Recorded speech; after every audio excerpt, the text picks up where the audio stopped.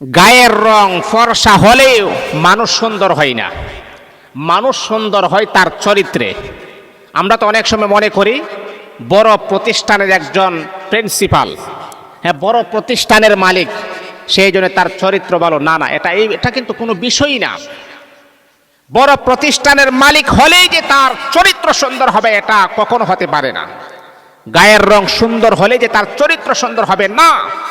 আসল কথা হচ্ছে আমরা যেই হালতে আছি, যে অবস্থায় আছি, সেই অবস্থায় আমাদের চরিত্রটাকে সুন্দর করতে হবে। চরিত্র সুন্দর না হলে, আজকে দেখেন এই যে আওয়ামী লীগের আমলে শেখ হাসিনার যে মন্ত্রীগুলা ছিল তারা খুবই এলোমেলো ছিল, কি বলে না বলে, মানে জনগণের কোনো কথাই তারা শুনতে রাজি না।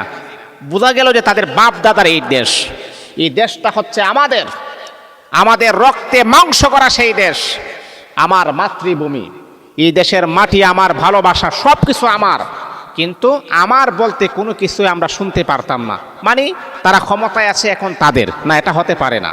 এটা জনগণের দেশ, জনগণ যা বলবে তাই সিদ্ধান্ত হবে ইনশাআল্লাহ। এই জন্য বাবা আমি আপনাদেরকে বলি, শুনেন, আগে চরিত্রটা সুন্দর করুন, দেখবেন গোটা সমাজটা চেঞ্জ হয়ে যাবে। আর চরিত্রে যদি সমস্যা থাকে কোনো দিনও এই সমাজ সুন্দর হবে না, এই ঘর সুন্দর হবে না, এই ফ্যামিলি সুন্দর হবে না। চরিত্রটাকে আগে সুন্দর করতে হবে।